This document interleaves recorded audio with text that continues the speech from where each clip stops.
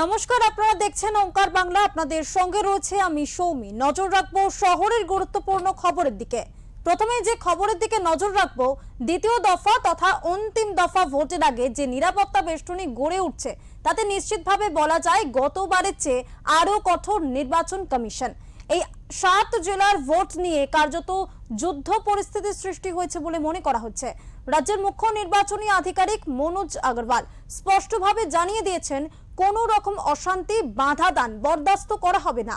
সাজোয়া গাড়ি 2321 কোম্পানি কেন্দ্রীয় বাহিনী 16,000 কেন্দ্রীয় সরকারি কর্মীকে নিয়োগ করা হচ্ছে ভোট পরিচালনার কাজে। প্রথম দফার ভোটে 16টি জেলায় যে পরিমাণ কেন্দ্রীয় বাহিনী আর ভোট কর্মী ছিল প্রায় সেটাই রাখা হচ্ছে 7 জেলার ক্ষেত্রে। সব মিলিয়ে দ্বিতীয় দফার ভোটের দুদিন আগেই কমিশনের অতিরিক্ত তৎপরতায় কার্যত যুদ্ধের আবহ।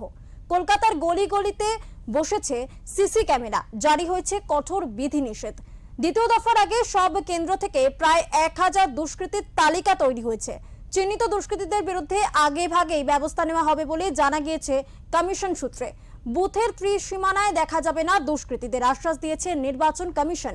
কমিশনের এই সার্বিক তৎপরতার পিছনে কি বড়সড় কোনো গন্ডগোলের আশঙ্কা কাজ করছে?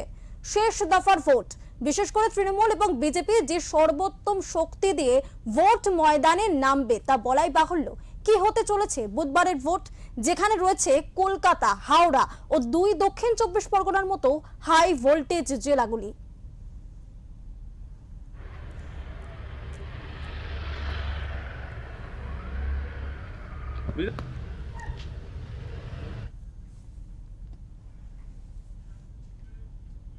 এই প্রসঙ্গে আমরা আজ কথা বলবো, আজ আলোচনায় আসবো আমাদের ওঙ্কার বাংলার এডিটর ইন চিফ বিপ্লব দাসের সাথে কথা বলবো। দাদা, যে বিষয় নিয়ে কথা বলবো, দ্বিতীয় দফা অর্থাৎ একেবারে অন্তিম দফার ভোট এক বুধবার, সেক্ষেত্রে ভোট নিয়ে নির্বাচন কমিশনের প্রস্তুতি ঠিক কিসের ইঙ্গিত দিচ্ছে, এই বিষয়ে যদি আমাদের বুঝিয়ে বলেন। 23 এপ্রিল আমরা প্রথম দফা নির্বাচন দেখেছি এবং এই প্রথম দফা নির্বাচনে 93% বেশি ভোট পড়েছে। এইবারে শান্তিপূর্ণ, অবাধ শান্তিপূর্ণ নির্বাচন হয়েছে। গত 10ই মার্চ যখন নির্বাচনের দিনক্ষণ ঘোষণা করার আগে মুখ্য নির্বাচন কমিশনার এবং তাদের পুরো টিম যখন কলকাতায় এসেছিলেন, তখন এই রাজ্যের সমস্ত পুলিশ আধিকারিক থেকে শুরু করে নির্বাচনের সঙ্গে কাজে যারা যুক্ত সমস্ত প্রশাসনিক আধিকারিকদের একটা কথা বলেছিলেন যে ইমেজ বদলাতে হবে, পশ্চিমবঙ্গের ভোটের ইমেজ বদলাতে হবে। সেই ইমেজ বদলানোর জন্য সংবিধানের যে নীতি, সংবিধানের যে সমস্ত পরিকাঠামো, সংবিধানের যে সমস্ত নিয়ম কানুন, সেগুলো মানতে হবে, সেই সঙ্গে কমিশনের নিয়ম কানুন মেনে চলতে হবে। এবং সেই জন্য প্রত্যেক প্রশাসনিক আধিকারিকদের বলা হয়েছিল, আপনারা এবারে প্রতিজ্ঞা করুন, পশ্চিমবাংলার ভোট হবে ভয়মুক্ত, পশ্চিমবাংলার ভোট হবে রক্তপাতহীন, পশ্চিমবাংলার ভোট হবে অবাধ শান্তিপূর্ণ নির্বাচন হবে। এবং পশ্চিমবঙ্গে যে বিগত নির্বাচনগুলো হয়েছে সেই নির্বাচনগুলোতে যে রক্তপাত ঝরতো, সেই রক্তপাত ঝরা বন্ধ করতে হবে এবং ইমেজ বদলাতে হবে। অর্থাৎ পশ্চিমবঙ্গের ভোট হলেই যে সন্ত্রাস, সেই সন্ত্রাসের ইমেজ বদল করতে হবে এবং এইটাই নির্বাচন কমিশনের কাছে একটা চ্যালেঞ্জ ছিল। সেই চ্যালেঞ্জের প্রথম দফায় কিন্তু নির্বাচন কমিশন সফল। দ্বিতীয় দফায় নির্বাচন কমিশন আরো চ্যালেঞ্জ, কারণ যেখানে এবারে ভোটটা হবে 7টা জেলা, সেই 7টা জেলায় নির্বাচন কমিশনের কাছে এটা বড় চ্যালেঞ্জ। কারণ হচ্ছে তৃণমূলের এই গড় বলা যায় যে 7টা জেলা, আমরা যদি নদিয়া দেখি, আমরা যদি উত্তর 24 পরগনা দেখি, আমরা কলকাতা দেখি, দক্ষিণ 24 পরগনা দেখি, ওপারে হাওড়া, হুগলি, পূর্ব বর্ধমান, এই যে পুরো জায়গাগুলো এবারে কিন্তু নির্বাচনে আছে এবং এখানে কিন্তু তৃণমূলের গড় বলা যায়। বিশেষ করে দক্ষিণ 24 পরগনা, উত্তর 24 পরগনা, কলকাতা, এই জায়গাগুলোতে কিন্তু তৃণমূলের গড়, হাওড়া। তো সেই জায়গা থেকে এই নির্বাচন কিন্তু নির্বাচন কমিশনের কাছে এইটা হচ্ছে অন্তিম পরীক্ষা, যে পরীক্ষায় তাদের সফল হতেই হবে। আর তাই সফল হওয়ার জন্য যা যা পদক্ষেপ করা তারা কিন্তু ইতিমধ্যে শুরু করে দিয়েছে। দক্ষিণ 24 পরগনার অন্যতম জেলা হচ্ছে অন্যতম যে ডায়মন্ড হারবার পুলিশ জেলা, যেটা বিভিন্ন পুলিশ জেলার মধ্যে ডায়মন্ড হারবার পুলিশ জেলা কিছুদিন আগে, পরশুদিন অর্থাৎ শুক্রবার দিন রাতেই এই ঘোষণা আমরা দেখেছি যে এই ডায়মন্ড হারবার পুলিশ জেলায় প্রায় বেশ কয়েকজন পুলিশ আধিকারিককে, একাধিক পুলিশ আধিকারিককে বিরুদ্ধে সাসপেন্ড করা হয়েছে। কারা কারা সাসপেন্ড হয়েছিল না, ডায়মন্ড হারবারের অতিরিক্ত পুলিশ সুপার সন্দীপ গড়াই, ডায়মন্ড হারবারের এসডিপিও সজল মন্ডল, ডায়মন্ড হারবার থানার আইসি মৌসুম চক্রবর্তী, ফলতা থানার আইসি অজয় বাগ, কুস্তি থানার ওসি শুভেচ্ছা বাগ, সেই সঙ্গে ডায়মন্ড হারবারের যিনি পুলিশ সুপার হয়েছেন ঈশানী পাল, তাকেও কিন্তু সতর্ক করা হয়েছিল এবং বলা হয়েছিল শনিবার সকাল 10-11টার মধ্যে কিন্তু তাদের এই সম্পর্কে বিস্তারিত রিপোর্ট জমা দিতে হবে এবং তাদের বিরুদ্ধে ব্যবস্থা নিতে হবে। অর্থাৎ যদি দেখা যায় যে প্রথম দফার যে নির্বাচন, সেই প্রথম দফার নির্বাচনের আগেও কিন্তু ভোটের দায়িত্ব থেকে প্রায় 81 জন পুলিশ ইন্সপেক্টরকে অন্য জেলায় পোস্টিং করা হয়েছিল ভোটের কাজে, যাতে এই অফিসাররা কোনোভাবে যুক্ত না থাকেন সেই ব্যাপারেও কিন্তু কড়া নির্দেশ দিয়েছিল নির্বাচন কমিশন। সেই সঙ্গে 49 জন সাব ইন্সপেক্টরকেও জেলা থেকে অন্যত্র সরিয়ে পুলিশ পোস্টিং দেওয়া হয়েছিল।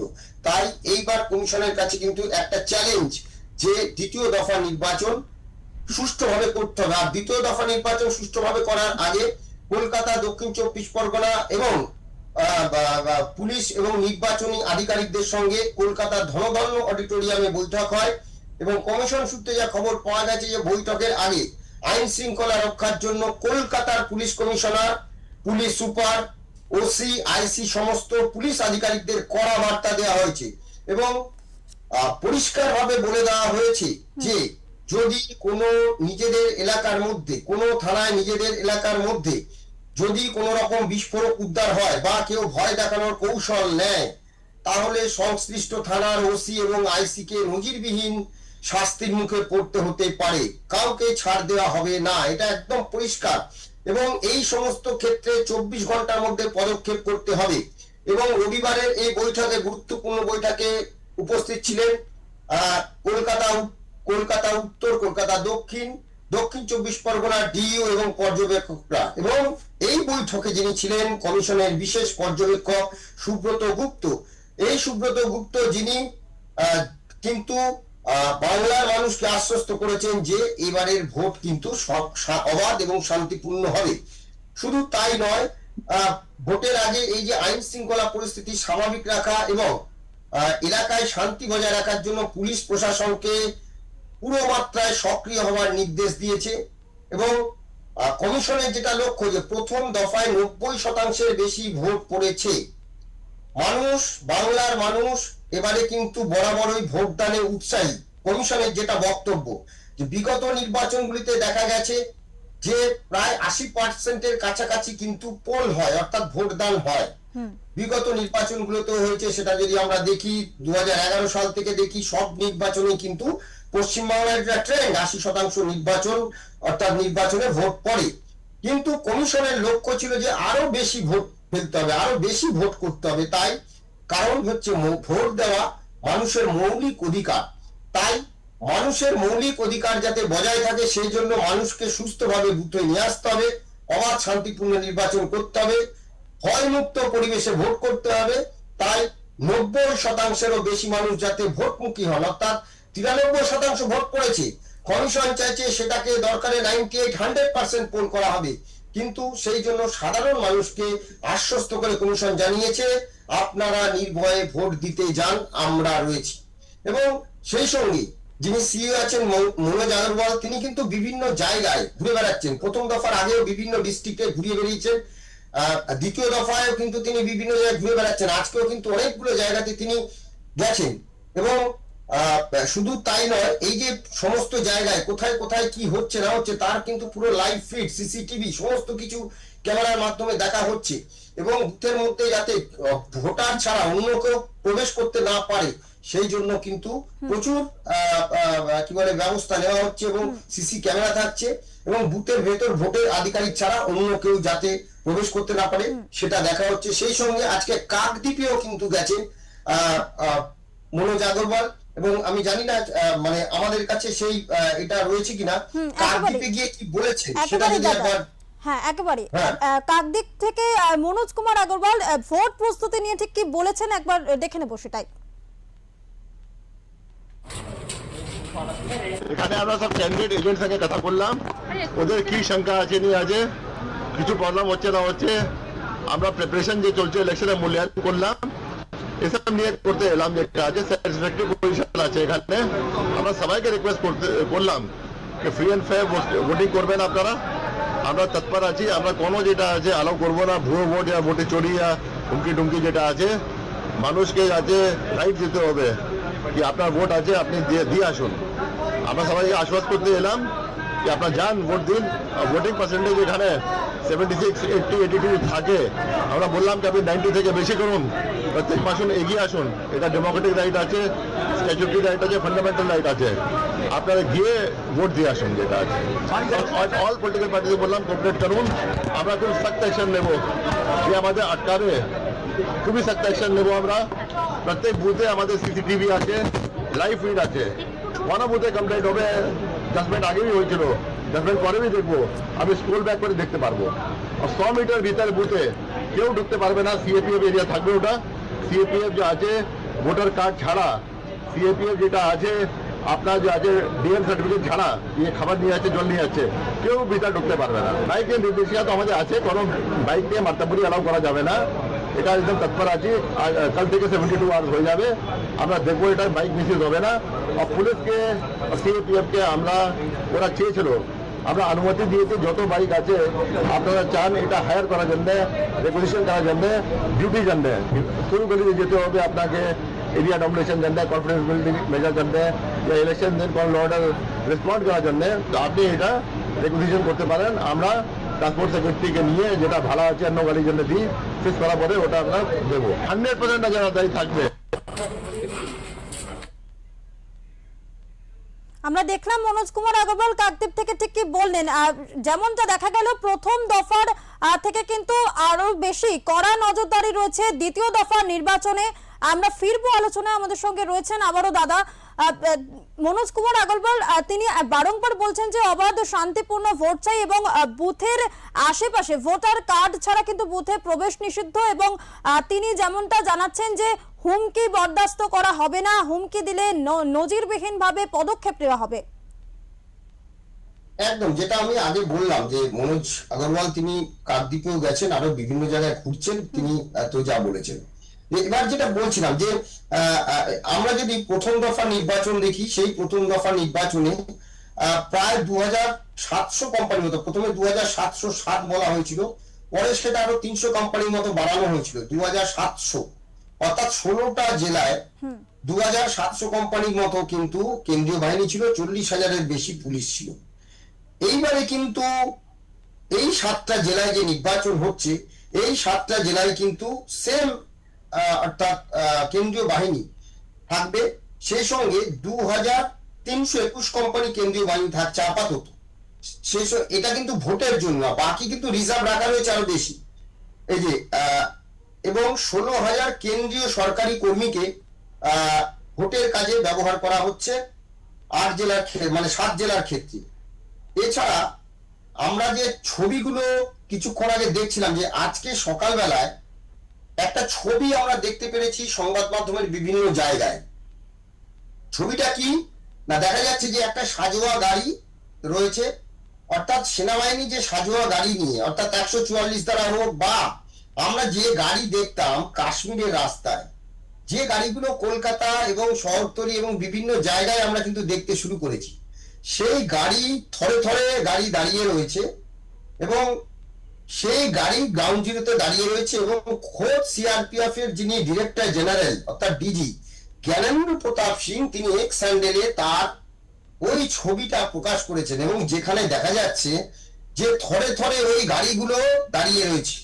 ইতিমধ্যে আমাদের সেই গাড়িগুলো দেখানো হচ্ছে। তো এই যে মানে এই ছবিটা কিন্তু আজকে পরিষ্কার ভাবে বুঝিয়ে দেওয়া হলো, অর্থাৎ সাধারণ মানুষকে আশ্বস্ত করার জন্য কিন্তু এই ছবি দিয়ে বুঝিয়ে দেওয়া হলো যে যদি কোনো রকম বেগরবাই দেখে তাহলে কিন্তু কোনো রেহাই নেই, কাউকেই ছাড়া হবে না। সেই সঙ্গে আরেকটা বিশেষ বিষয় বলে দিই, যে এই যে অলিতে গলিতে যাতে মানুষ যেখান থেকে বেরোবেন ভোট দিতে, বিভিন্ন রাস্তা থেকে ভোট দিতে বেরোবেন, আরেকটা জিনিস নির্বাচন কমিশন থেকে কিন্তু জানিয়ে দেওয়া হয়েছে যে বাইকগুলো যদি বাইক ধরা পড়ে, সে বাইকগুলোকে নির্বাচনের কাজে ব্যবহার করা হবে ওই গলিতে গলিতে ঢোকার জন্য পুলিশ এবং কেন্দ্রীয় বাহিনীকে। অর্থাৎ কারোর বাইক যদি ধরা পড়ে, সেই বাইক কিন্তু থানায় থাকবে এবং থানা থেকে ওই বাইক নিয়ে ব্যবহার করা হবে কিসের জন্য? না, সাধারণ মানুষ যাতে ভোট দিতে আসতে কোনো অসুবিধে না হয়, অলিতে গলিতে পাড়া গলিতে ওই বাইক নিয়ে কিন্তু কেন্দ্রীয় বাহিনী সেখানে ঘোরাঘুরি করবে। অর্থাৎ এই যে একটা টাইট সিকিউরিটি, আমি বলছি যে প্রথম দফা থেকেও দ্বিতীয় দফার নির্বাচন কিন্তু প্রচুর টাইট সিকিউরিটি দিয়ে ভোট হবে, এটা অস্বীকার করার কোনো জায়গা নেই। অর্থাৎ নির্বাচন কমিশন প্রতিজ্ঞাবদ্ধ, প্রথম দফায় যে প্রশংসা তারা সাধারণ মানুষের থেকে পেয়েছে, যে প্রশংসা তারা সমস্ত দলের থেকে পেয়েছে, অর্থাৎ রাজনৈতিক দল, অনেকে হয়তো প্রকাশ্যে বলছে না, হ্যাঁ, কিন্তু এটা ঘটনা যে শাসক দলের প্রার্থীরা পর্যন্ত খুশি এরকম ভোট হওয়ায়। আমরা বিভিন্ন জেলা থেকে খোঁজ নিয়েছি, আমরা দেখেছি, এবং আমাদের যারা সেখানকার প্রতিনিধি রয়েছেন তারা কথা বলেছেন, তারা কিন্তু এই ব্যবস্থায় খুব খুশি। তারাও চাইছিলেন ভোটটা এইভাবেই হোক।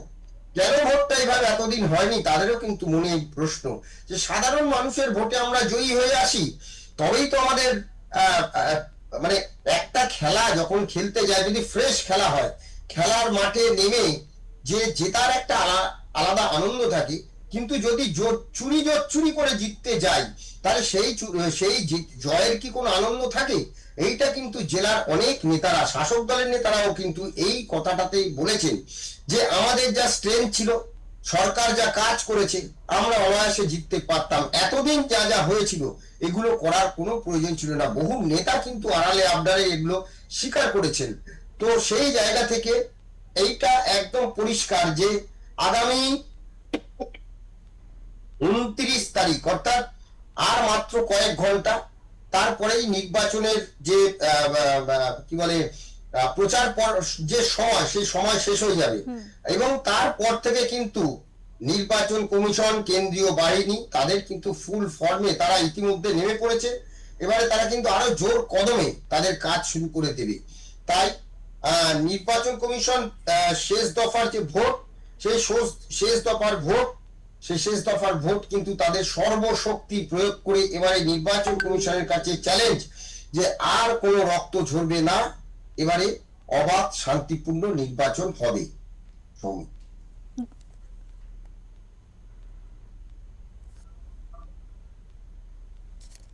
আরো একটি বিষয় জানতে চাইবো দাদা, এই যে দ্বিতীয় দফা নির্বাচন নিয়ে এত কড়াকড়ি ব্যবস্থা, এর পিছনে কি কোনো বাতাবরণ লুকিয়ে রয়েছে? না, কোনো বাতাবরণ কিছু লুকিয়ে নেই, বাতাবরণ হচ্ছে একটাই, যে এই দক্ষিণ 24 পরগনা, উত্তর 24 পরগনা, কলকাতা, হুগলি, হাওড়া, পূর্ব বর্ধমান, এই যে জায়গাগুলো, এগুলো তৃণমূলের গড় নিশ্চয়ই, কিন্তু এখান থেকে বহু অভিযোগ আসে, এবং বিশেষ করে এসআইআর এর পরে এই যে একটা পার্সেন্টেজ অফ ভোট, মানে প্রচুর মানুষের নাম যে বাদ গেছে, তাতে ভুতুরে ভোটার ছিল, তাতে স্থানান্তরিত ভোটার ছিল, তাতে ডবল নাম ছিল, এরকম ছিল। তো সেরকম 58,20,000 নাম তাতে বাদ গেছে। তারপরে আরো 5.5-6 লক্ষের কাছাকাছি বাদ গেছে, অর্থাৎ 64 লক্ষ নাম এমনিতেই বাদ গেছে। তো এই নামটাকে ধরে বলা হচ্ছে 91 লক্ষ, ঘটনাটা তা নয়। 27 লক্ষ মানুষের নাম বাদ গেছে, সেটা বিবেচনাধীন ছিল, সেখান থেকে এখন ট্রাইব্যুনালে গেছে। এদেরকে বাদ রেখেই কিন্তু মোটামুটি কিছু নাম ঢুকেছে, খুবই সামান্য নাম, কিন্তু বাকিদের নিয়ে এই যে ভোট হচ্ছে, অর্থাৎ প্রায় 7 লক্ষের কাছাকাছি, মানে পুরো 7 লক্ষ নয়, 6,80,000 এরকম একটা ফিগারে কিন্তু ভোটটা হচ্ছে। তো এই নির্বাচনে কিন্তু এই যে ভোটটা, এটা কিন্তু পুরোটাই স্বচ্ছ ভোট। আর এইবারের ভোটে যদি যে দলই ক্ষমতায় আসুক, সে তৃণমূল হোক কি বিজেপি হোক বা অন্য কোনো দল হোক, যদি ক্ষমতায় আসে বা ফলাফল, কিন্তু কেউ এই ভোট নিয়ে কিন্তু প্রশ্ন তুলতে পারবে না, ভোটে এই হয়েছে, ভোটে ওই হয়েছে। হ্যাঁ, এইটা নিয়ে কিন্তু কমিশনের ঘাড়ে যে বন্দুক রেখে, শাসক দল হোক বা বিরোধী দল হোক, যেগুলো তারা এই কমিশনের ঘাড়ে বন্দুক রেখে তারা চালিয়ে দিত যে অবাধ শান্তিপূর্ণ নির্বাচন নয়, নানান রকম কথা বলতো, এবার কিন্তু আর সেই কথা বলা যাবে না। দেখার যে এখন দ্বিতীয় দফা, প্রথম দফায় যেরকম সাফল্য পেয়েছে নির্বাচন কমিশন, দ্বিতীয় দফায় সেই সাফল্য কি ধরে রাখতে পারবে, সেদিকেই আমাদের নজর থাকবে। একেবারেই। অনেক ধন্যবাদ দাদা, অনেক ধন্যবাদ আপনাকে। আমরা কথা বলছিলাম আমাদের এডিটর ইন চিফ বিপ্লব দাসের সাথে, তিনি সার্বিকভাবে গোটা বিষয়টা বোঝালেন এবং যেমনটা বলাই বাহুল্য, প্রথম দফা নির্বাচন 23 এপ্রিল শেষ হয়েছে, সেখানে একেবারে 90% বেশি ভোট পড়েছে, যেখানে কমিশন সাধুবাদ জানাচ্ছেন ভোটারদের। সেক্ষেত্রে কিন্তু আমরা যদি পরের নির্বাচন অর্থাৎ শেষ দফা দ্বিতীয় দফার নির্বাচন 29 এপ্রিল অর্থাৎ বুধবার যে নির্বাচন হওয়ার কথা রয়েছে, সেই নির্বাচন কিন্তু কার্যত কড়া ভূমিকা, কড়াকড়ি নজর রাখছে নির্বাচন কমিশন। প্রত্যেকটা জেলায় জেলায় কিন্তু কড়াকড়ি নিরাপত্তা ব্যবস্থা বারংবার বলা হচ্ছে কমিশনের পক্ষ থেকে, এবং মনোজ কুমার আগরওয়াল তিনি ভোট প্রস্তুতি খতিয়ে দেখতে জেলায় জেলায় ঘুরছেন এবং আজ তিনি কাকদ্বীপে ছিলেন, সেখান থেকেও কিন্তু তিনি বারংবার বলছেন যে শান্তিপূর্ণ এবং অবাধ সুষ্ঠুভাবে যাতে নির্বাচন সম্পন্ন হয় সেদিকে বেশ কড়া নজরদারি রাখা হচ্ছে।